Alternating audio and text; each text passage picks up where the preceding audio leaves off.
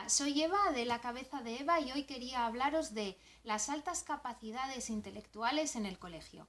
Me habéis preguntado en muchas ocasiones a través de mi blog por qué creo yo que es tan complicado para los profesores detectar a los niños con altas capacidades intelectuales cuando realmente aquellos que les conocemos nos damos cuenta de que tienen una serie de características que son bastante fáciles de ver o de individualizar.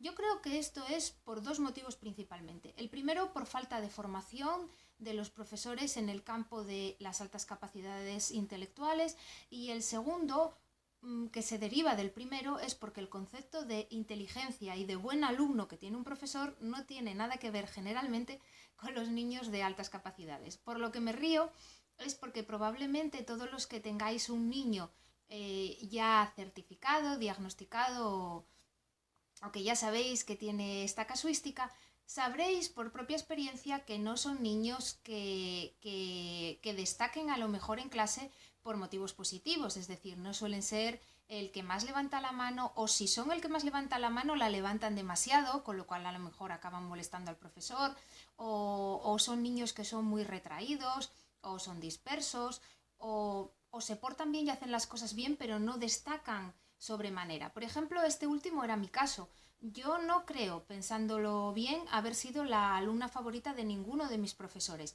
Probablemente alguno me consideraba una buena alumna, pero no creo haber sido la favorita, porque la favorita era la que levantaba más la mano, la que contestaba todo, o el niño que sacaba todos sobresalientes y siempre tenía todos los problemas perfectos, el que escribía maravillosamente, etc. etc.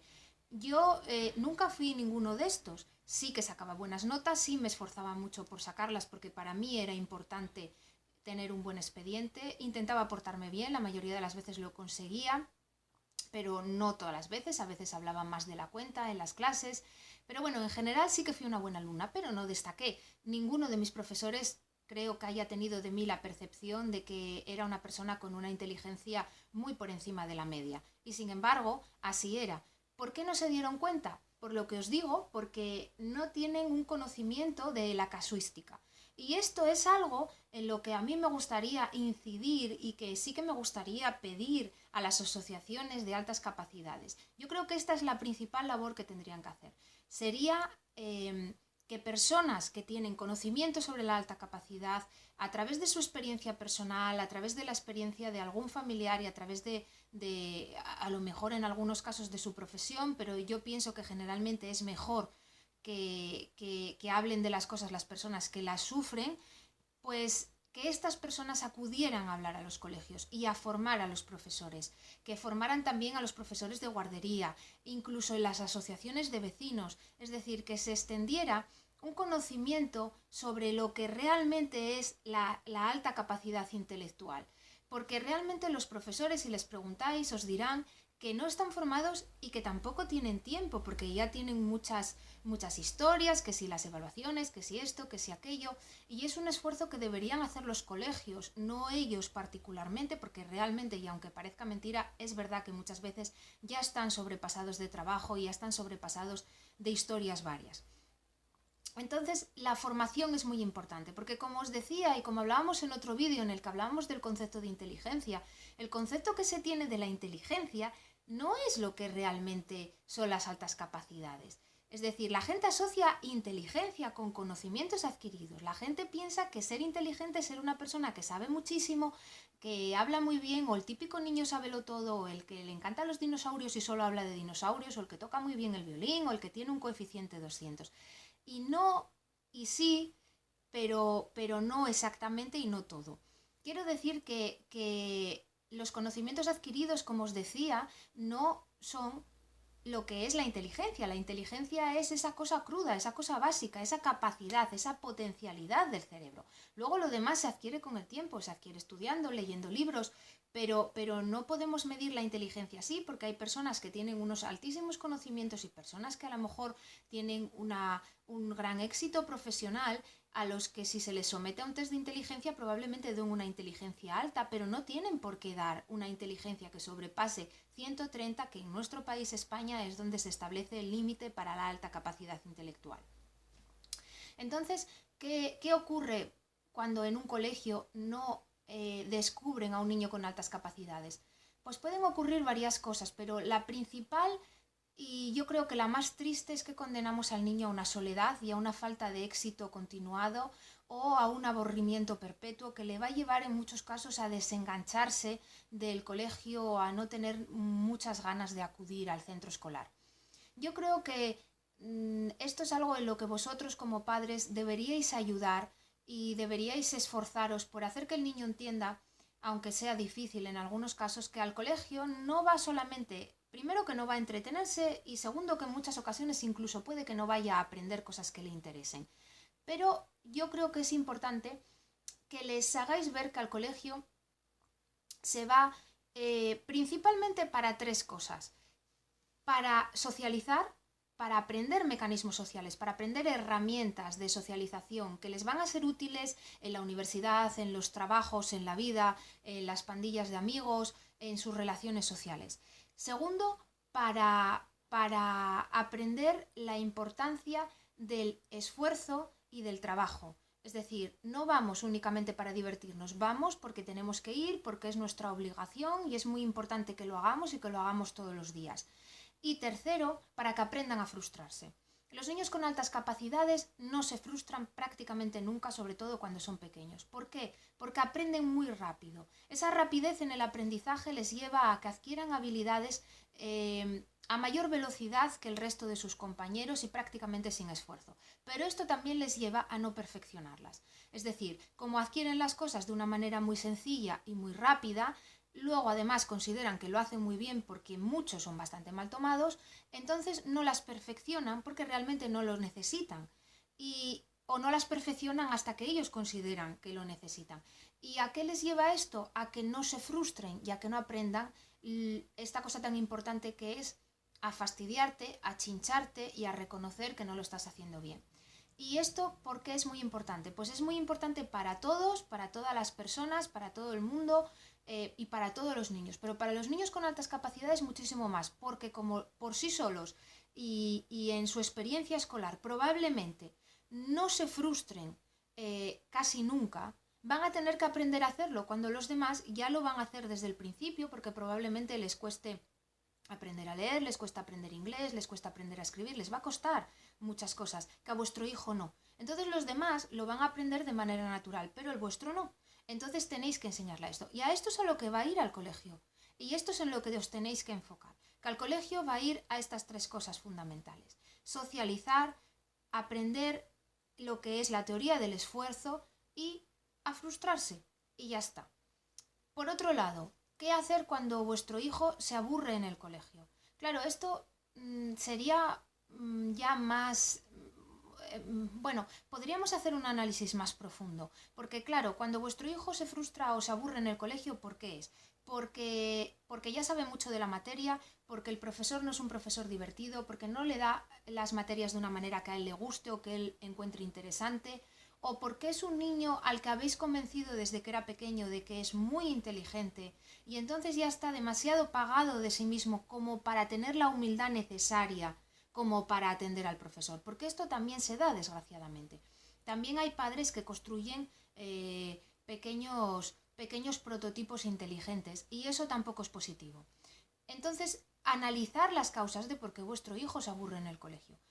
Muchas veces se aburrirán porque desconectan y muchas veces desconectan sin querer, porque el cerebro de las personas con altas capacidades intelectuales no es tan fácil de domar como los otros cerebros, a veces galopa solo y muchas veces cambia de canal él solo o vive en su propio canal.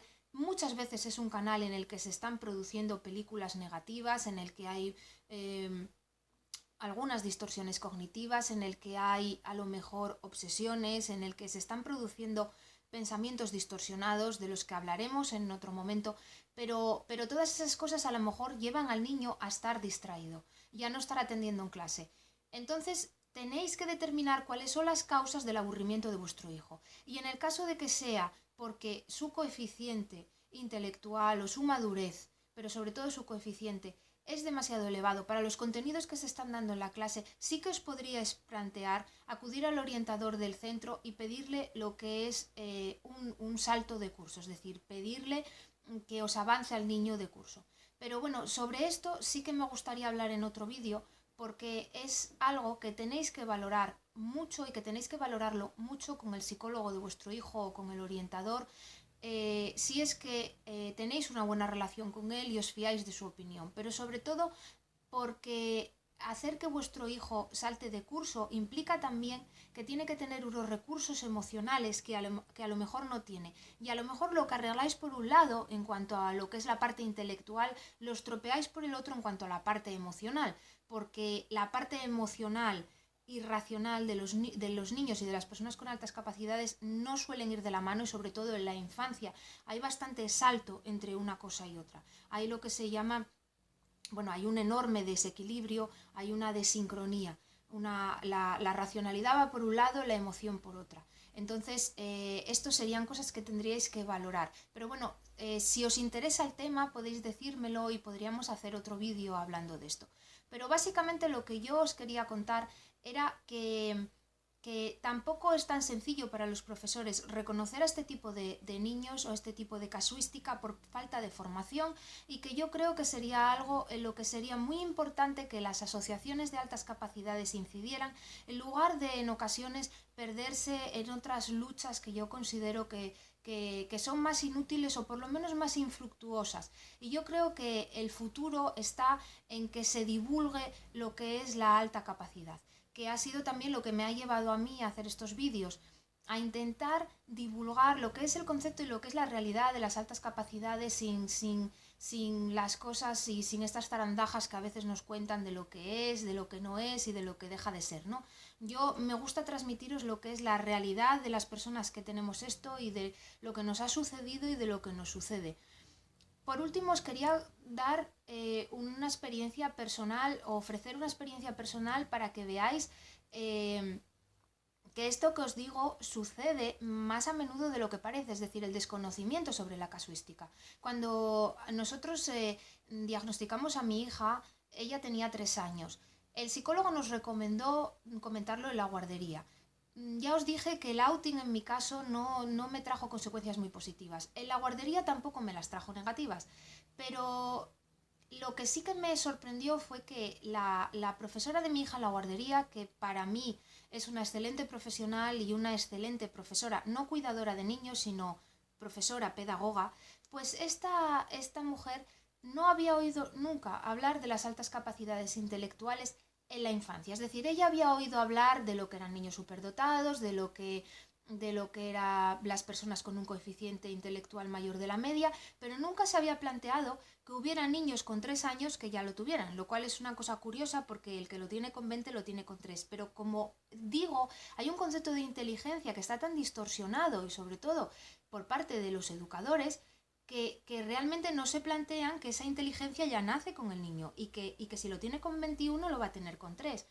Entonces a ella, una vez que le explicamos cuáles eran las características, se le pasó por la cabeza que ya había tenido otros niños con esta casuística y que no los había identificado y que no les había podido ayudar. Entonces, con esto os quiero decir que si esto está pasando en una población de nivel medio como la mía, con personas preparadas y en pleno siglo XXI, pues esto es algo en lo que deberíamos trabajar todos aquellos que de alguna manera estamos involucrados en las altas capacidades intelectuales. Nada más, espero que este vídeo os haya sido de interés, de utilidad. Si queréis hacerme alguna sugerencia sobre vídeos que os gustaría que hiciera o sobre cosas que queríais que quisieseis que comentase, dejármelo en un comentario y trataré de hacerlo. En cuanto a otro tema, también me gustaría deciros que ya sé que para escuchar mis vídeos tenéis que subir mucho el audio. También estoy trabajando en ello. Por ahora es que los grabo con la herramienta que tengo, que es el smartphone. Pero bueno, a ver si consigo solucionarlo de una manera buena, bonita y barata. Muchas gracias a todos por escucharme y hasta otro vídeo.